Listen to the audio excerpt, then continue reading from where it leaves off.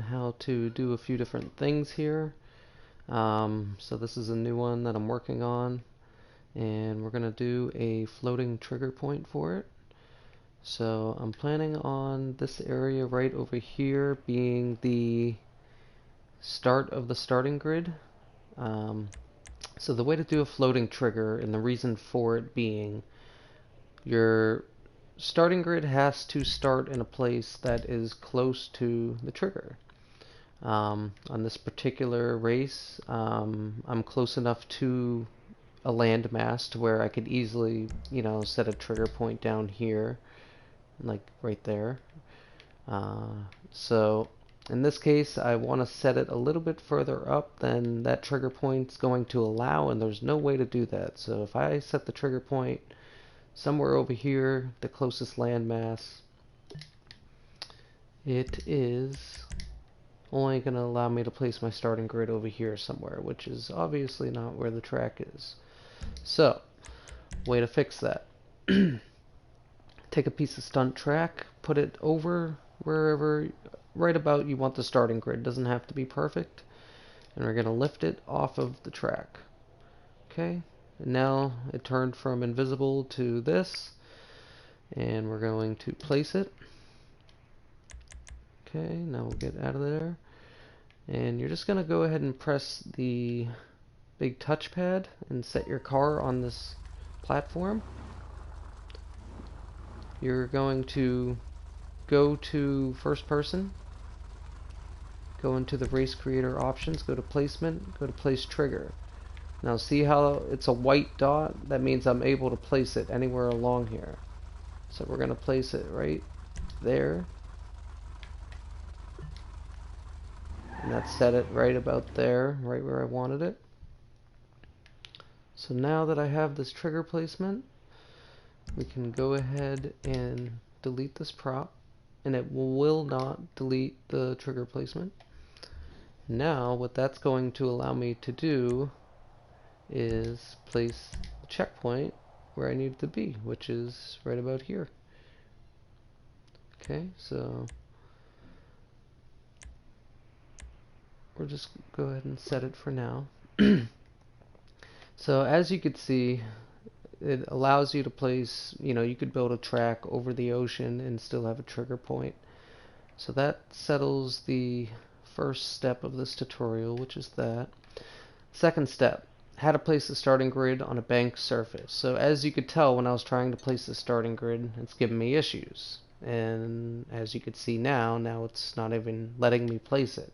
And that's because it's a bank surface.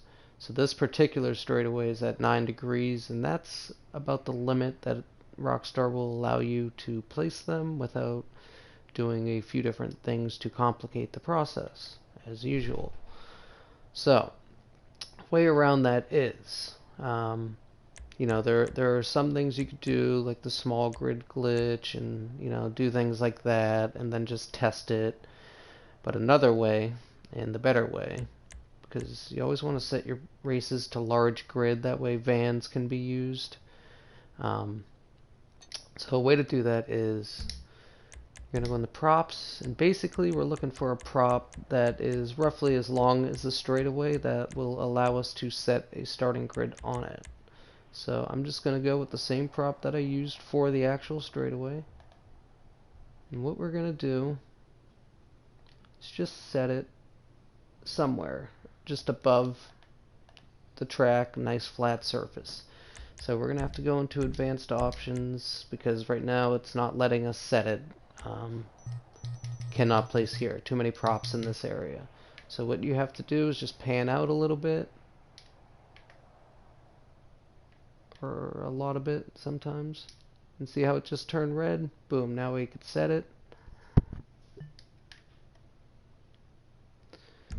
Okay, so now we go to do the checkpoints. We could take this grid, turn it to large, turn it to 30 players, and we're still going to be able to set it. So what we're going to do is put it... Oh, there, I almost skipped a step. Sorry. We actually need to turn this into a template. And the way to do that, super easy. Got ahead of myself there. Alright, so basically this just needs to be a template. So we're going to go ahead and set this little block close by it. We'll go to templates,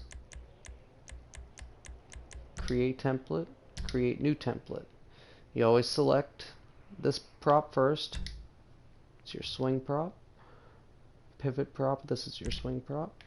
Select that one, save, GGG. Okay, now what we'll do is go ahead and set, we'll delete these two because we have to, it has to be a template in order for this to work. So we'll go to template, we'll go to the one that we just made, get it in place, which is right about there. Boom.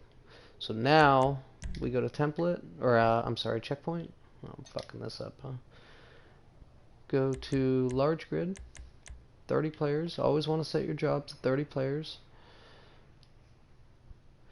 Okay, and we will go ahead and set it.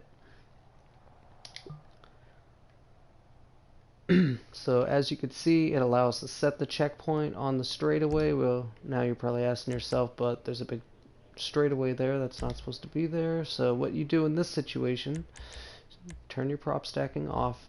See on the bottom of the screen where it says square to delete and triangle to delete template, you're going to want to go ahead and press triangle. If you were to press square here, it would delete the checkpoint and everything we just did. So very important to press triangle, and it deletes the template as a whole, and it allows you to have a checkpoint on a bank straightaway. Now I know the cars are floating here, but as soon as this race is tested, those cars will drop down to the track and they'll spawn right on this surface. So that handles the second part of this tutorial. The third part is, see how this is an extremely wide straightaway. It's obviously, it's not walled in yet. This whole track still needs walls, so the wall is actually going to come to right about here anyway. So we're going to be losing about 10 feet of track over there. But regardless, this is a very tiny checkpoint for a very large straightaway. So the way to get a large circular checkpoint here is kind of tricky, especially when you have to add in the bank straightaway technique. So here we go. Now that we have that first one set, you're going to go to checkpoints and you're going to set the second one. Now, very important, this has to be set to circular like this, and just set it anywhere. It don't matter where you set it. It could be here, it could be here, here, don't matter. Just set it anywhere. You're going to back out. You're going to go to delete options. And you're going to go to delete all checkpoints. Press X. Press X again. Okay, and now what this is going to allow us to do is set a big checkpoint there. First, we're going to have to do this trick again.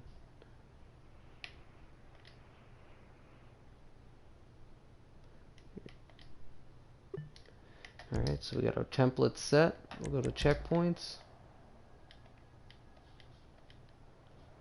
Alright, so it's kind of key here that we're going to have to place this where it needs to be final. So wherever you set this is kind of its final resting place. So you want to make sure that you have a good idea of where you want to put it before you get to this step. For me, I'm using this piece of red right here to kind of guide me. Like I know I said basically all of this track right here is getting cut out. So right here is about the middle of the track. So I'm going to go ahead and go with that. And now voila, we have the big large circular checkpoint as our home checkpoint. And before we move on to setting the rest of the checkpoints, I am going to go ahead and delete this template by pressing triangle again. Okay, and as you could see, we are in the center of the track. Like I said earlier, I'm cutting out a lot of this track over here. Probably about this much as this green is showing. So the wall will actually be starting about right here, and this would be your track from here to here. So that's perfectly centered right in the middle. It's at a good point before the turn, so I'm going to go ahead and stick with that and go set the rest of my checkpoints.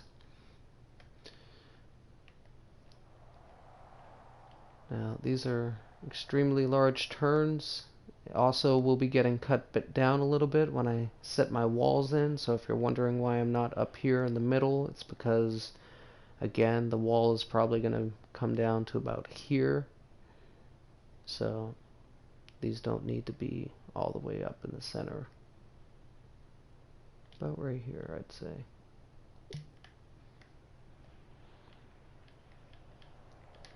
Now, whenever you're setting checkpoints in a turn, it's always easier to set the entry and exit checkpoint first, and then grab the middle of them, like so, if it will let me.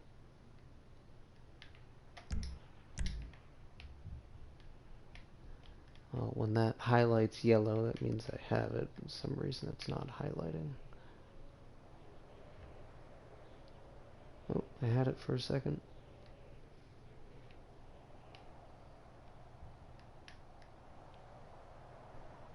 Oh man, that's so touchy. I had it for a split second again.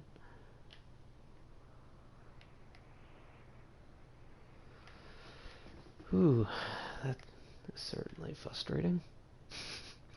Well, the key here, or the idea here, was to grab it in the middle and then just pull it back, but it's not letting me do that for some reason. So what we're going to do is just pull this one back where it should be, about right here. Third one, it's going to be at the exit. Now you don't need one down this whole straightaway all the way to the entry of turn 3. And then you need one in the center and one on the exit. As you can see, this is a 0.87 mile track. It's actually a little bit longer. It's actually more like a 0.92, losing some of the length here in the turns with the way the checkpoints are. But like if this was pulled back to here and this was pulled back, it would actually extend the track to the 0.92 number. And that's the end of the tutorial. That's how you place a floating trigger point. Also a starting grid on a banked corner, banked straightaway I mean. And also how you do the big checkpoint glitch.